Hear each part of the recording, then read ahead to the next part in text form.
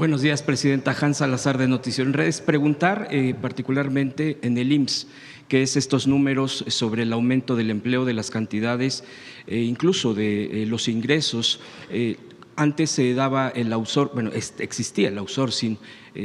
Todavía algunos se resisten y bueno, pues hay denuncias al respecto, pero precisamente cuando ya venía hacia fines de año, había una variante en la cantidad de empleos, porque muchas empresas mañosamente les quitaban el contrato o finalizaban y luego lo volvían a abrir quizá el próximo año.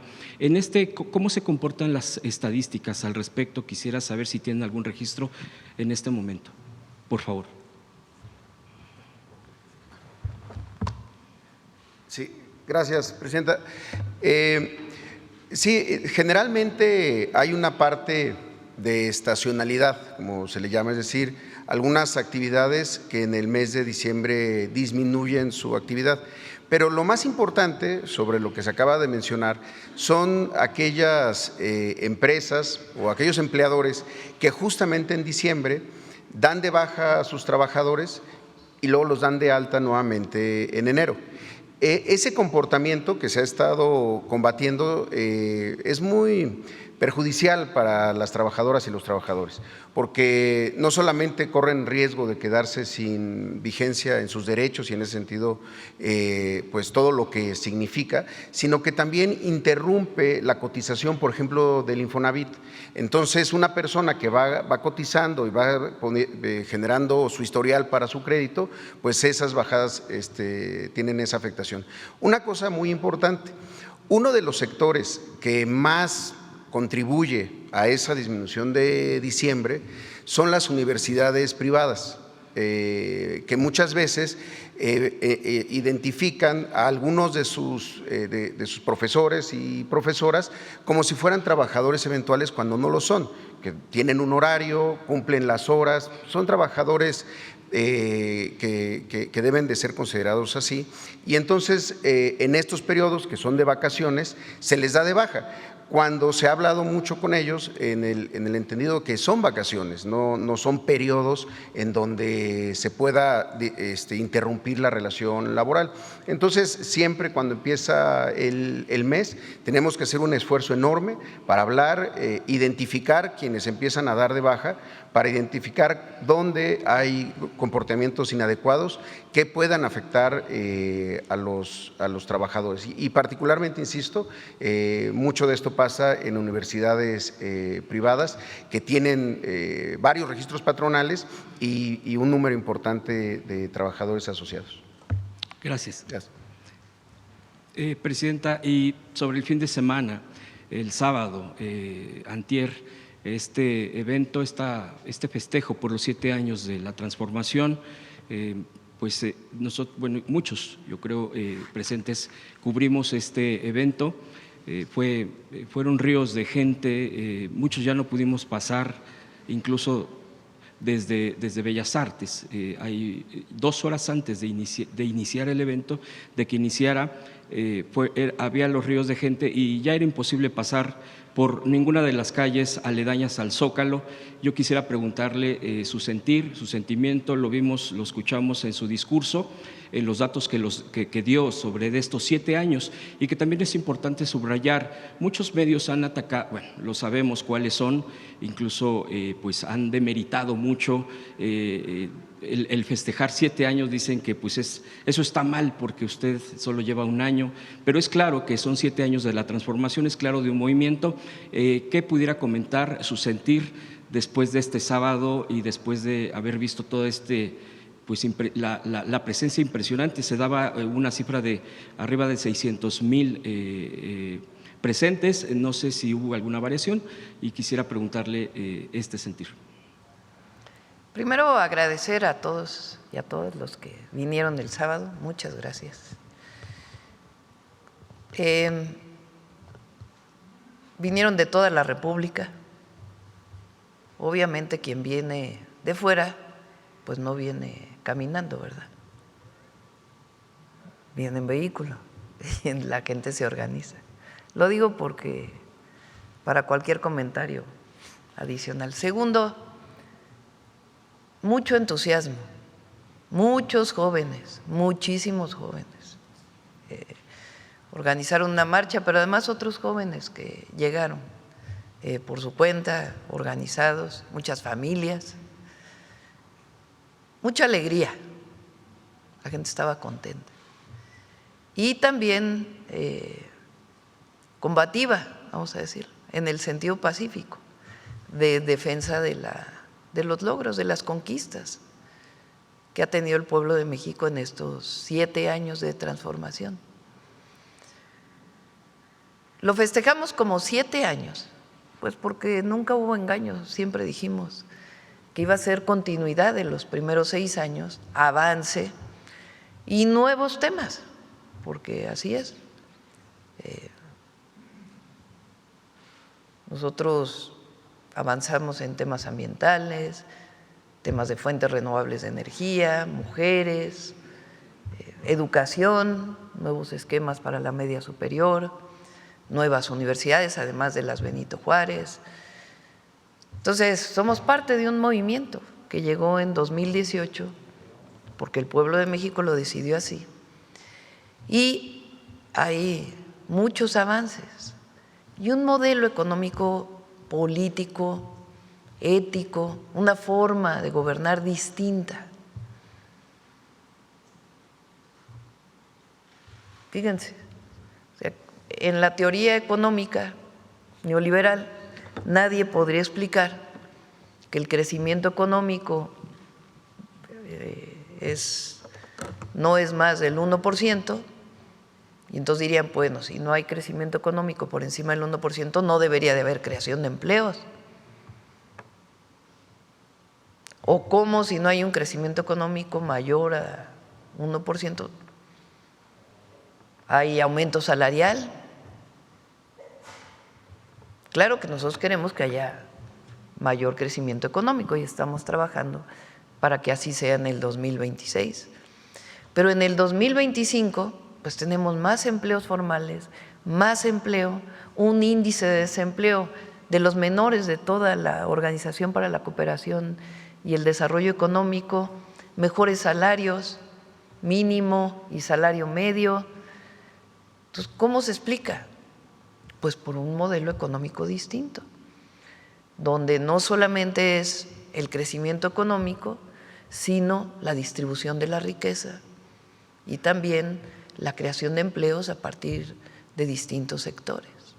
Repito, por supuesto que estamos trabajando para que haya mayor crecimiento, pero el crecimiento económico sin justicia no llega a quien menos tiene. Por eso hablamos de prosperidad compartida, de por el bien de todos primero los pobres. La gráfica del salario. O sea, hay una caída del salario, a ver si tienes la que presentó Marat, pero no la de que empieza con Calderón, sino la otra, la que es más larga, en la presentación que hizo el jueves, o el miércoles, ¿no? ¿Qué día presentaba? El miércoles, ¿no? El miércoles, a ver si la tienes por ahí. Más los programas de bienestar. ¿Cómo se podría tener 850,000 millones de pesos en programas de bienestar directos a la gente a través del Banco de Bienestar, sin intermediarios, si no hubiera habido una política de austeridad republicana y combate a la corrupción? Nunca se hubiera logrado eso, porque hay más recaudación para el erario público. Yo decía, son este año 500,000 millones de pesos adicionales a los del año pasado. ¿Cómo se logra eso? Pues solo combatiendo la corrupción y disminuyendo los privilegios. No hay otra explicación. Miren, el nivel más alto del salario mínimo,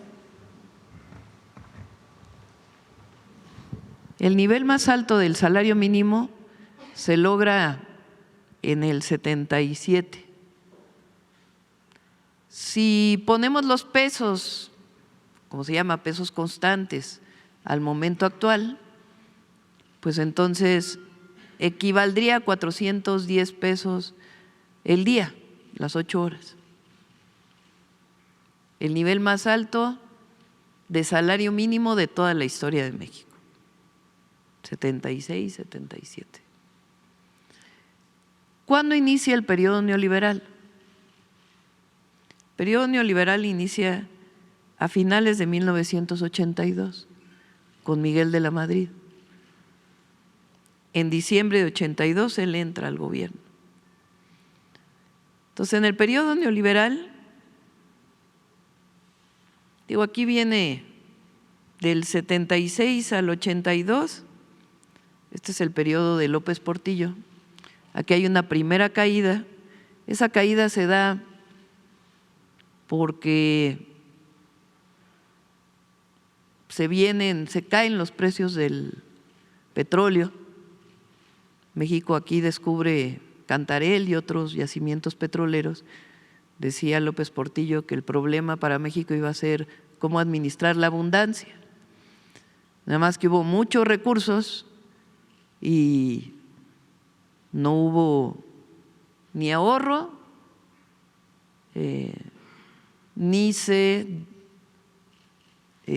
la economía dependía totalmente del petróleo en aquella época. Se cae el precio del petróleo y viene una primera caída del salario mínimo. Pero en 83, cuando entra el neoliberalismo, con Miguel de la Madrid, hasta el 88 sigue cayendo el salario mínimo en términos reales. ¿Qué quiere decir que caiga el salario mínimo? Que alcanza para comprar menos. Había inflación muy alta, aquí la inflación llegaba hasta más de 100%, y entonces el salario cada vez alcanzaba para menos. Aquí viene el fraude electoral de 1988 al ingeniero Cuauhtémoc Cárdenas. Y entra Salinas de Gortari. Y con Salinas de Gortari hasta el 94 sigue cayendo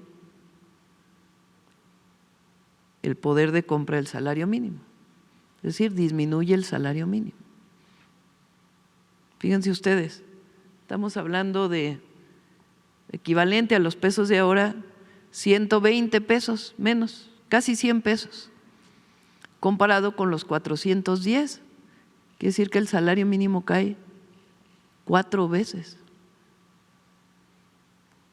Y a partir de la entrada o sale Salinas, viene la famosa crisis del 94, y este es Zedillo hasta el 2000, Fox, el fraude electoral del 2006, Calderón y Peña hasta el 2018, que sube un poquitito. Y luego llega el presidente López Obrador y se empieza a recuperar el salario mínimo, hasta llegar aquí, con nosotros ya en los últimos 2 años, 25 y 26. Y el objetivo es llegar a 440. Entonces, esta gráfica le podemos llamar la gráfica del bienestar. ¿Qué ocurre en nuestro país en el último periodo de López Portillo y luego todo el periodo neoliberal? La caída del poder adquisitivo del pueblo de México. Cada vez alcanzaba para menos. Cada vez alcanzaba el salario mínimo para menos. ¿Qué implica esto? Mayor pobreza. Pero al mismo tiempo que esto, como se vendieron las empresas del Estado, pues hubo unos cuantos que se cuentan con los dedos de las manos, que aumentaron su riqueza de manera impresionante. Entonces, digo que es la gráfica del bienestar porque a partir del 2018 comienza a haber bienestar, o más bienestar para el pueblo de México. Ese es el modelo económico que nosotros defendemos. Si a esto le agregamos aumento al salario, aumento en el número de empleos, porque no es nada más que aumente el salario, tiene que haber más empleos, porque cada vez los jóvenes se incorporan al mercado laboral. Entonces tiene que haber aumento en el empleo, eso representa inversión pública, inversión privada, en todos los sectores, mejores salarios, y agréguenle los programas de bienestar, y agréguenle los derechos del pueblo de México, es decir, más y mejor educación, más y mejores servicios de salud, acceso a la vivienda, y entonces estamos hablando de menor pobreza, menor desigualdad, porque el aumento al salario distribuye la riqueza, además de los programas de bienestar. Por eso luchamos. Eso es lo que quiere decir ser humanistas, que la gente viva mejor. Y con el neoliberalismo, pues la gente vivía cada vez más, con más dificultades. Eso es lo que explicamos el sábado y por eso hablamos de continuidad de un modelo de desarrollo con bienestar, con justicia. Además de todo esto que tiene que ver con el modelo económico, que no se podría dar si no fuera por un gobierno honesto, donde los recursos públicos se le regresan a la gente. Además de eso, nosotros luchamos por la democracia como la representación del pueblo, por las libertades, es decir, un ambiente de paz y seguridad en el país. Y además trabajamos por la seguridad en todos los rincones de México. A eso le llamamos la cuarta transformación. Y es un modelo completamente distinto al que vivió México durante 36 años. Eso es lo que dijimos en la plaza, en el Zócalo. Y la gente está contenta por esto.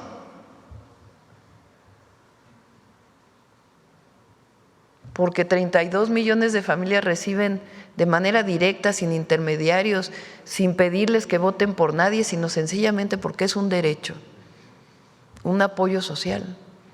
13 millones de adultos mayores, una pensión universal. Decía yo que les platiqué una vez que en campaña un señor en Coahuila se acercó y me dijo, un campesino, mándele saludos al viejito, ya ven que así le decían al presidente López Obrador. Mando disculpas.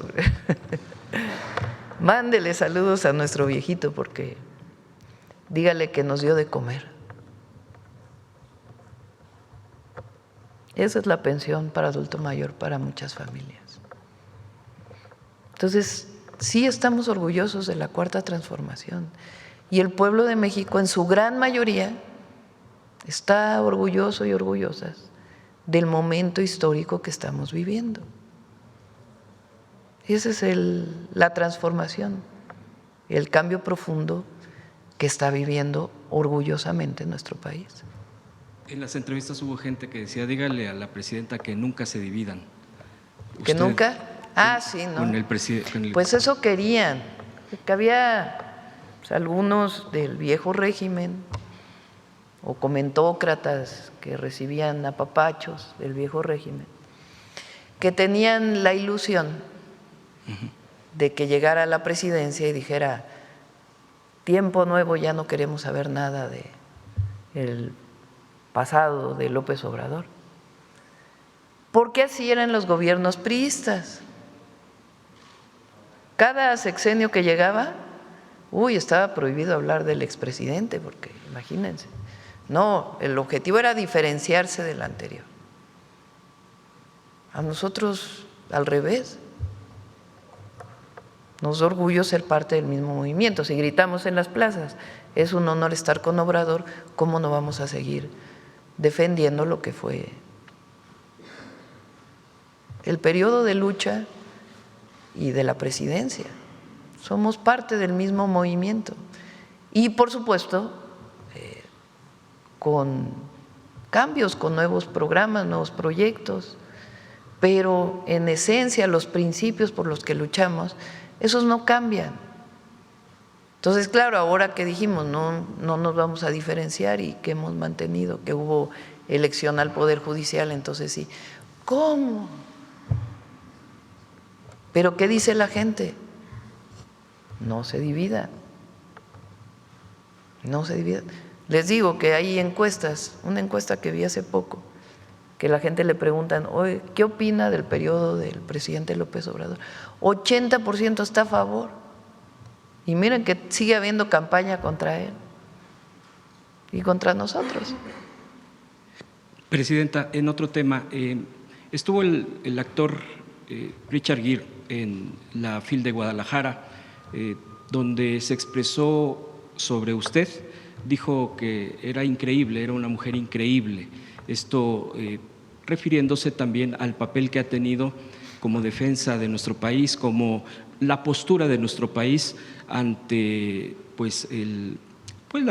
también las diferencias que ha habido con el país del norte, con el presidente estadounidense. Aprovecho también para preguntarle sobre este tema, cómo se sintió en el sorteo de la FIFA. Vimos su alegría absoluta cuando saca el papel, bueno, el nombre de México, todo esto que forma parte de un sorteo, pero que también fue un encuentro con el presidente estadounidense y también con el primer ministro canadiense. ¿Cómo le fue? ¿Qué pudieron platicar? Si nos pudiera comentar algo al respecto. Ya el presidente estadounidense dijo que pues hablaron de temas de comercio, se avisora alguna reunión ya, digamos, protocolaria entre usted y Donald Trump, el presidente estadounidense Donald Trump. ¿Qué nos puede decir sobre esto? Y un comentario sobre lo que dijo el actor. Bueno, yo estoy convencida que México siempre tiene que buscar una buena relación con Estados Unidos. Por muchas razones. Uno, porque son nuestros vecinos. Dos, porque allá viven 40 millones de mexicanos y siempre tenemos que defenderlos. Y tres, porque es mejor llegar a acuerdos que confrontaciones. ¿Cómo se da esta relación? Pues con principios, sin subordinación. Y hasta ahora, en estos meses que lleva desde febrero a la fecha, que lleva el presidente Trump y nosotros, pues lo que hemos dejado claro es coordinación sin subordinación, respeto a nuestra soberanía, respeto a nuestra territorialidad, respeto a la soberanía en el sentido más amplio. El pueblo de México es el único que puede decidir cómo se gobierna. Y también la defensa de los mexicanos allá, porque en cualquier lugar donde estemos siempre hablamos de eso, con el presidente Trump, con el secretario Rubio, de lo que son los mexicanos allá, lo que representan. Entonces, en la reunión del viernes, pues en realidad era un evento, digamos, no formalmente político, sino un evento más pues relacionado con el fútbol, el deporte, y pues lo que se vio fue una buena relación entre los tres países. Creo que eso fue muy importante. Y no es que hayamos avanzado mucho en la reunión privada, porque nos reunimos los tres países, pero quedamos de seguir trabajando. Ya en su momento, pues, cuando vayamos avanzando más ya podemos informarles más. Pero fue una reunión muy cordial y de mucho respeto hacia México del presidente Trump, y eso pues siempre lo vamos a agradecer. Podemos no estar de acuerdo, pero creo que siempre tenemos que buscar una buena relación. Entonces eso fue lo que vivimos el viernes. no nos quedó tan mal el grupo. Ahí estábamos. Y mucha suerte a la selección.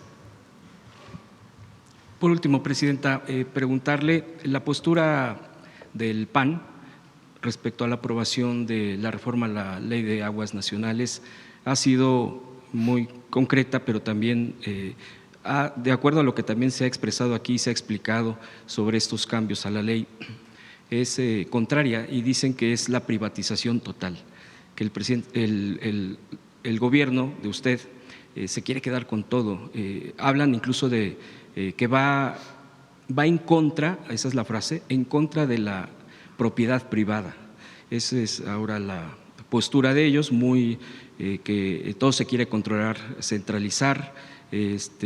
Quisiera yo preguntarle una respuesta y también preguntar otro tema, ya por último, ya que está aquí el secretario de Educación, si me lo permite, preguntarle sobre la situación de la Universidad Pedagógica Nacional, que aún se encuentra pues detenida por esta inconformidad de estudiantes y de algunos académicos.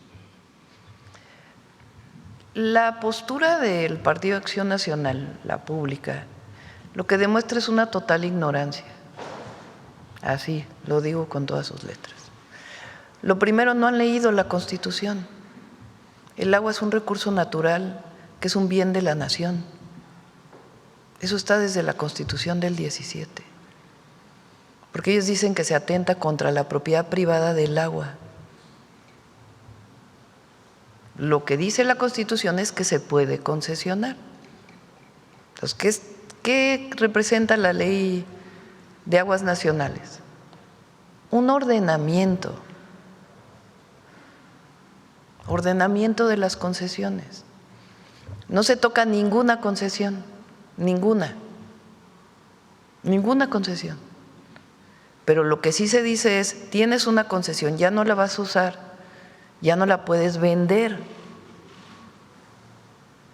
Ahora tiene que regresar pues a la Conagua, al recurso de la nación, y después concesionarse. ¿Por qué es esto? Pues porque pasó durante muchos años, imagínense, un distrito de riego que tenía una concesión para riego agrícola o una persona que tenía una concesión para riego agrícola. Se vendía la tierra para uso habitacional y se vendía con esa concesión del agua y nunca se le avisaba a la Conagua que ya no era para riego, sino que era uso habitacional. ¿Qué diferencia tiene? Una se paga y la otra no. Entonces, el distrito de riego vendía su concesión en términos más sencillos, o transmitía su concesión, y el nuevo desarrollo habitacional no le pagaba agua a la Conagua por la concesión, porque el riego no se paga y en cambio el uso residencial sí, porque el riego pues es para producción de alimentos. Así está desde hace. Entonces, ¿qué se dice ahora? Bueno, si ya lo vas a cambiar, pues entonces avísale a la Conagua y la Conagua da la nueva concesión de manera expedita, rápida y transparente, pero garantizando que sepamos a dónde se está yendo el agua, que es un recurso de la nación por Constitución. ¿Qué otra cosa se limita? Por ejemplo, hay un distrito de riego, algunos distritos de riego, que tienen la concesión del agua. Tienen la concesión del agua y no pagan agua. Y ya no siembran o siembran muy poquito. Y le venden el agua al municipio. Y el municipio le tiene que pagar al distrito de riego, o le tenía que pagar al distrito de riego por el agua. Entonces, imagínense, 100 agricultores que retienen una concesión de agua, no pagan por esa concesión, casi no siembran y se vuelven millonarios porque es como 100 millones de pesos le venden esa agua a un municipio. ¿Por qué el municipio le tiene que pagar a 10 personas el agua que es de todos? ¿Sí se entiende? Porque eso se permitía en la anterior ley, ahora ya no. Ahora es, a ver, no estás usando el agua, regrésala a la Conagua y la Conagua se la concesiona directo al municipio y va a pagar menos el municipio, porque no se hace esta manera de terciar el uso del agua. Entonces es ordenar, a nadie se le quita concesiones, se mantiene esta idea de la relación tierra-agua para poder que haya distritos de riego, incluso se está haciendo más eficiente esta agua.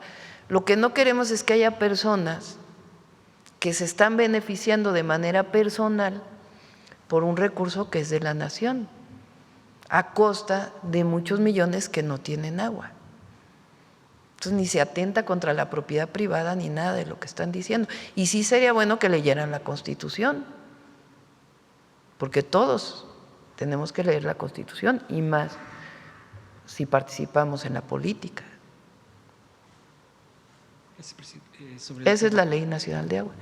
Sobre la universidad.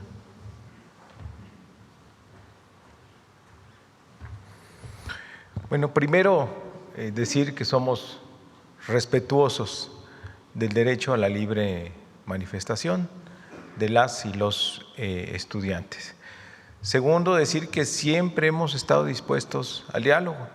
La rectora de la universidad, el subsecretario de Educación Superior, de hecho iniciaron las pláticas con la rectora, se dio un pliego petitorio, después ya no quisieron tener diálogo con las autoridades de la universidad, han surgido más pliegos petitorios, todos atendibles en cuanto a condiciones de la universidad que pueden ser mejoradas, los servicios, las instalaciones, todos muy atendibles. Después fue un poco compleja la comunicación, dieron un correo, luego llegaban otros correos electrónicos, no se quería formar una comisión de estudiantes, por fin se logró conformar una comisión, lo recibió el subsecretario de Educación Superior en un par de ocasiones y de repente los pliegos petitorios se convirtieron en un punto único, que es la renuncia de la rectora. Entonces nosotros estamos dispuestos a seguir dialogando. Tenemos muchos correos, muchas peticiones también de los estudiantes que no quieren perder su semestre. Con justa razón quieren que haya un mecanismo, y así lo ha pedido la rectora, de que haya una evaluación de este semestre para que no se pierda. No sería justo que el esfuerzo de las y los estudiantes se perdiera. Yo creo que pueden convivir el derecho a la libre manifestación y el derecho a la educación que tienen todas y todos. Es un grupo pequeño el que está inconforme, pero estamos siempre dispuestos al diálogo y encontrar las soluciones, y en estos momentos a salvar el semestre por la vía virtual. Se le ha pedido a los maestros también que califiquen para cerrar el semestre, ya terminaron clases la semana pasada, entonces creemos que puede solucionarse esta situación para que una universidad tan importante como la pedagógica, el plantel de la JUSCO, pueda retornar a clases. Una pregunta, secretario, nada más. Una de las cosas que piden, usted ya lo ha dicho todo, prácticamente, que es lo que están exigiendo, piden también, uno de los puntos es el diálogo transparente, diálogo que se difunda a través de en vivo de las redes sociales. ¿Qué le responde a eso? Sí, por supuesto que se haga. Nosotros estamos abiertos, incluso les hemos pedido que tengan la confianza, porque llegan con los rostros cubiertos. No hay necesidad de que Decían se cubran. varios que tenían... Nosotros vamos a ser siempre respetuosos de los estudiantes, no tienen por qué recurrir a eso, ¿no? Okay. Sí, nosotros estamos, que sea abierto, que sea público el diálogo y transparente, ¿no? Sí, pedían también la reunión con usted. ¿Usted les daría la reunión o que sigan viéndolo con el subsecretario? Sí, yo estoy dispuesto, por supuesto, es mi obligación.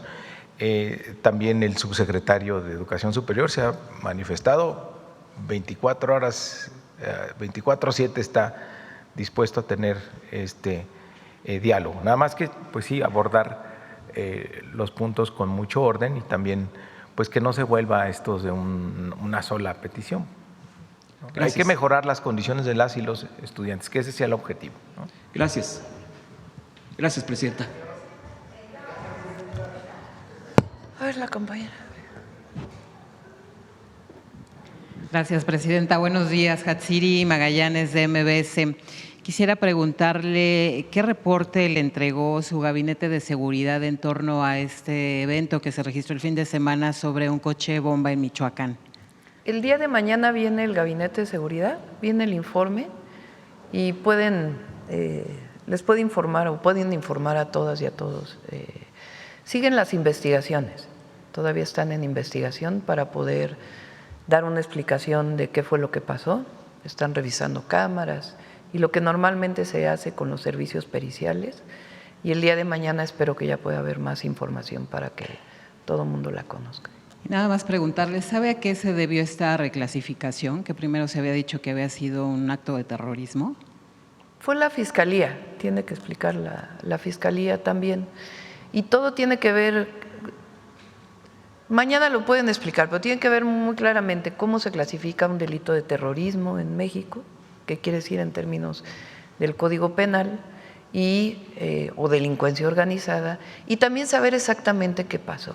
Entonces, por eso es muy importante que se haga toda la investigación y a partir de la investigación también catalogar el delito y que todo el mundo sepamos exactamente qué pasó, cuál fue la causa, quiénes los responsables, y la Fiscalía pues también que haga su parte en la investigación. Pues fue algo de la Fiscalía y mañana puede darle el Gabinete de Seguridad más información. ¿Usted considera que después de estos hechos habría que reforzar este Plan Michoacán, esta estrategia que está implementando su gobierno? Hay que revisar, primero, antes de cualquier cosa hay que estar bien informados, bien informados. Un delito de este tipo, pues tiene evidentemente que hacerse una investigación, cómo fue que ocurrió, quién lo provocó, cómo llegaron al lugar donde llegaron, todo. Entonces, para eso es importante que se haga la investigación, por eso estamos reforzando desde que llegamos la inteligencia y la investigación, a partir de ahí las responsabilidades y tomar las medidas para pacificar, como lo hemos estado haciendo, todo el país y particularmente Michoacán. Gracias, presidenta. Preguntarle por otro lado, ¿ya se sabe a dónde va, a qué embajada va el exfiscal Alejandro Gertz Manero? Se hacen las peticiones al país y hasta que el país cede no lo… son tiempos, no es normal, pues. Se lleva su tiempo en que el país al que se está proponiendo acepta las credenciales y entonces ya se hace público. Es algo normal en relaciones exteriores. Es solo mero trámite. Sí, es parte del proceso que lleva relaciones exteriores. México, cuando proponen de otro país una embajadora a México, Relaciones Exteriores hace la revisión del embajador o de la persona que están proponiendo, se aceptan las credenciales y después ya el país lo hace público. Así se hace normalmente. Gracias, presidenta. Y en torno a esta reunión que tuvo con Donald Trump, usted, bueno, se ha dicho que se habló de comercio y demás, de seguridad no se habló, no es de esta información que se dio a conocer hace unos días de que uno de los hijos del Chapo Guzmán dijo que él había secuestrado al Mayo Zambada. ¿México le ha seguido exigiendo información a Estados Unidos en torno a este tema? Pues ahora le tocará a la nueva fiscal y no hablamos de ese tema, hablamos de muchas cosas. Y particularmente de comercio, de lo que tiene que ver con el TEMEC hacia adelante. Y ahí quedamos de seguir trabajando y se nombraron pues responsables para seguir trabajando, distintas áreas del gobierno de Estados Unidos que participan, del gobierno de México y del gobierno de Canadá. Pero no hablamos de este tema. Y sobre esta información con Estados Unidos, se ha dado a conocer que México va a entregar otro bloque de presuntos delincuentes a Estados Unidos. ¿Esto ya está confirmado? ¿Es así? No. Lo que hay es, cuando hay una petición de extradición y se detiene a una persona, y, por ejemplo, no tiene orden de aprehensión aquí, normalmente se deporta. Eso es lo que ha ocurrido en este tiempo. Y si no, pues ya se hace todo el proceso de extradición, pero no se tiene contemplado en este momento del Consejo de Seguridad algún otro envío masivo. Y ya finalmente, Presidenta, ha habido algunas versiones. Hasta ahorita ese no quiere decir que no vaya a ocurrir después. Gracias. Finalmente ha habido algunas versiones de que en el evento que encabezó el sábado pasado, pues hubo algunos grupos que les pagaron por venir. ¿Tiene usted reporte de eso? Sí, nunca aceptaríamos eso. Siempre hemos estado en contra de cualquier dádiva a cambio de participar en un evento. Eso no debe ocurrir. Pero además no hubiera habido el entusiasmo que hubo en esa manifestación si hubiera habido un acto masivo de compra para poder venir. Primero, siempre hemos estado en contra, nunca lo vamos a aprobar, no es la manera en que nosotros actuamos, ni la que utilizamos para convocar a una movilización. Y segundo, eso se nota de inmediato, no hubiera habido la cantidad de gente ni el entusiasmo que había en el evento si ese hubiera sido la forma de convocatoria. Gracias, Presidenta. ¿Quién más? A ver. ¿Quién más? A ver, Carlos, acá. Ya cerramos, yo creo. Buenos días a todas Hoy y nos todos. vamos temprano. Carlos Navarro, Heraldo Media Group. Presidenta, ¿considera que el Mundial sea un buen pretexto para mejorar la relación México-Canadá-Estados Unidos de cara a la revisión del TEMEC el próximo año? Sí, es un buen ambiente para la revisión del tratado. Incluso el ambiente que vivimos ahí el viernes pues muestra que en efecto pues es un momento en donde el deporte te une. Entonces, obviamente el Mundial pues genera buenas condiciones para relación entre los tres países. Después de lo vivido el viernes pasado, de conocer el ambiente, de conocer de frente a sus símiles, ¿usted reconsideraría asistir a la inauguración del Mundial? Solamente han participado 2 mujeres en las inauguraciones del Mundial, Dilma Rousseff y la reina Isabel en el 66. Ningún presidente ha faltado a esta inauguración. Después de todo esto, ¿no reconsideraría asistir? No. ¿Cuánto cuesta un boleto para el Mundial? Yo voy a ver en la inauguración aquí con la gente en el Zócalo.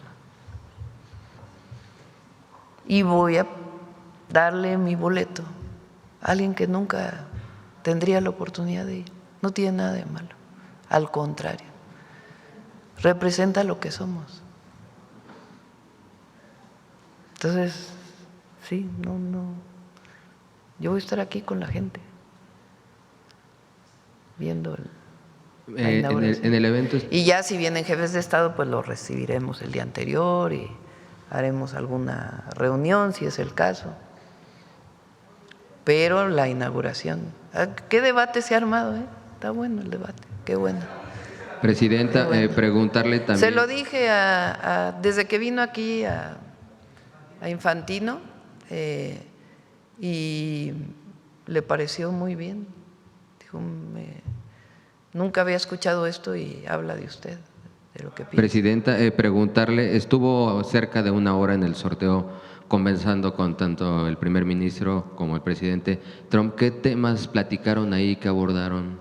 Nada, en donde estábamos en el palco, no era que si el equipo fulano de tal era bueno, que si el equipo este otro era mejor, que por qué cuando sacaron un papel no iba en el lugar que le correspondía, sino que era de otro grupo y por lo tanto iba en otro lugar. Es decir, todo relacionado con el sorteo que estaba ocurriendo, que cuáles eran los deportes más importantes en cada país. Canadá, el hockey es, pues creo que el deporte favorito. Yo no sé mucho de hockey, entre Carney y Trump, el primer ministro Carney y el presidente Trump pues hablaban de hockey. El presidente Trump pues no sabía tanto de fútbol, entonces decía, ¿y este equipo es bueno o no es tan bueno? Y decíamos, pues es de los mejores. Ah, bueno, así, esa fue la conversación ¿Y cómo es que en el tuvimos trato en el… digamos, todo tuvo que ver con el sorteo de la FIFA, nada en particular de… Y ya en la reunión privada entre los tres ya hablamos de otros temas también y también de, pues principalmente del comercio, ¿no? De cómo vamos a seguir trabajando. ¿Cómo es en el trato 1 a 1 el presidente de Estados Unidos, presidente? Bueno, fue muy amable conmigo, todos lo vieron, fue muy amable conmigo, lo cual agradezco, porque no es un tema personal, es un tema de lo que representamos. La presidenta representa a México y el que el presidente Trump haya sido amable, pues habla del reconocimiento a México. Entonces, fue muy amable como todos lo vieron, en ningún momento hubo ninguna grosería, nada, fue muy, muy respetuoso. Y después de este fin de semana con la primera trilateral que tiene en su administración y de la conmemoración de los 7 años, ¿qué conclusiones saca, presidenta? Pues que vamos bien, va bien México, vamos bien. Hay que no solamente tener confianza en el pueblo de México y en lo que somos las y los mexicanos, sino en el modelo económico y lo que representa el proyecto que representamos. México le ha ido mejor con esta forma de gobernar y el fondo, lo que representa el proyecto. Y el año que entra nos va a ir mejor, porque va a haber más inversión. Ya vamos a informar, pero estamos trabajando mucho para fortalecer la inversión pública y la privada de distintas maneras, para garantizar pues que haya más crecimiento y al mismo tiempo que siga la distribución de la riqueza. Muchas gracias, buen día a todas y todos. Gracias. Yo creo que ya, ¿no? Vámonos. Vámonos. 9:10. Vamos, José Alfonso.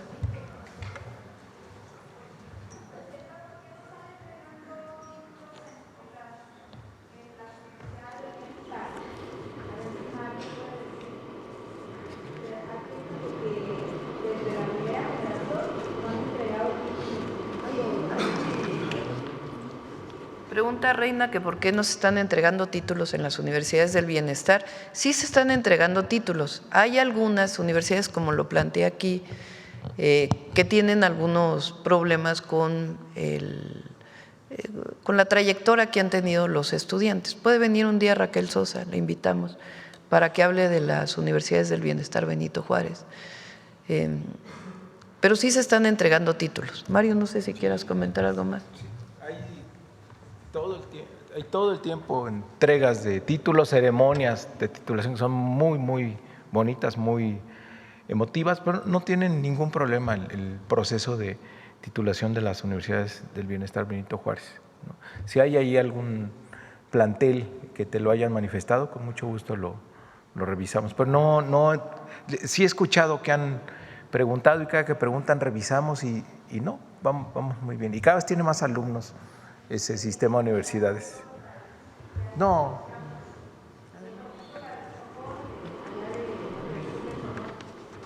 Con permiso, presidenta, compañeras, compañeros. Hoy, un personaje muy importante del muralismo mexicano estaría escuchando las mañanitas. Hoy, hace 139 años, es decir, en 1886, nacía Diego Rivera en Guanajuato. Diego Rivera, ese pintor maravilloso, extraordinario, aquel que antes de morir, el 24 de noviembre de 1957, reiteró su convicción de legar al pueblo mexicano toda su obra, en particular el proyecto de la Nahuacalli, este espacio monumental en donde el artista plástico concibió un espacio de recreación de la náhuatl, es decir, del mundo náhuatl.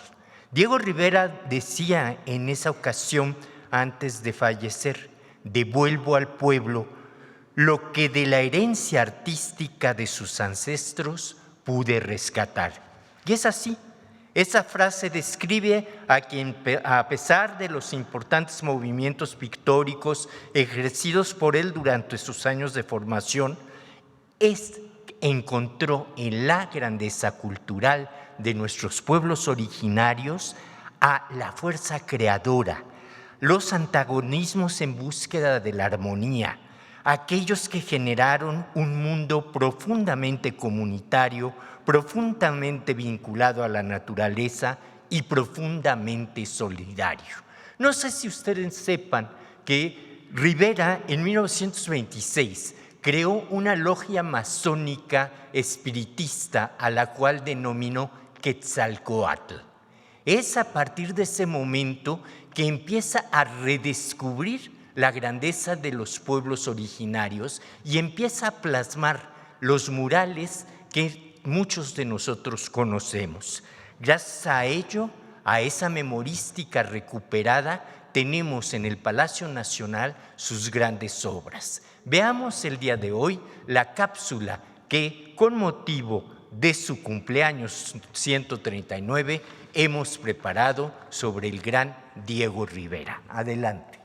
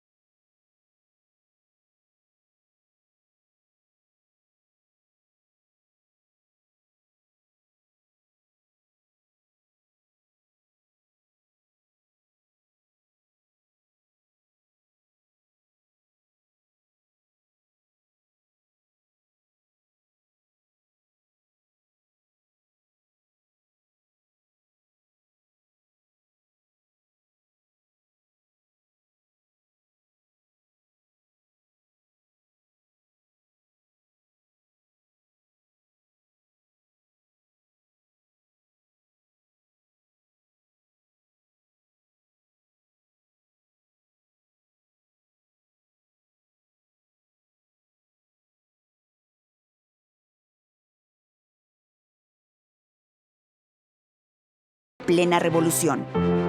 Regresó a México para las fiestas del Bicentenario y presenció el derrumbe de la dictadura porfirista y el nacimiento del primer movimiento social del siglo XX, la Revolución Mexicana.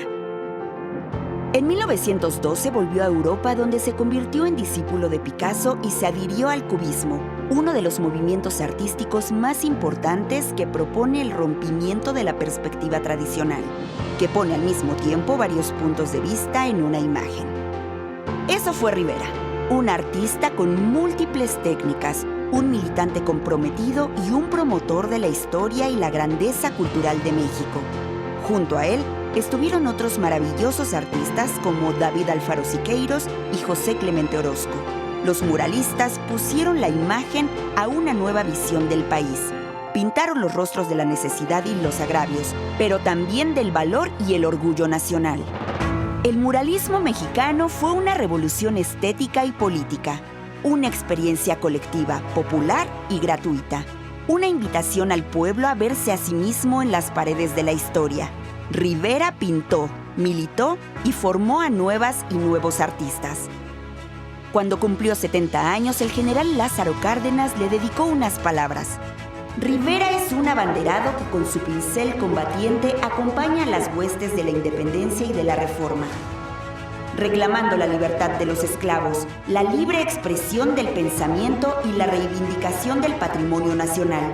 Estampa los adelantos de nuestra cultura aborigen y anatematiza las crueldades de la conquista, de la Inquisición y de las invasiones extranjeras. Diego fue fundador y promotor del nacionalismo cultural, junto con Frida Kahlo y un grupo de artistas que por primera vez volteó a ver a México, sus regiones, el pueblo mexicano, los colores y los pueblos indígenas. Rivera puso el arte al servicio de la patria. Fue un artista de su tiempo, heredero de tradiciones nacionales y mundiales. Fue tradición y vanguardia, sin duda, un referente artístico del humanismo mexicano.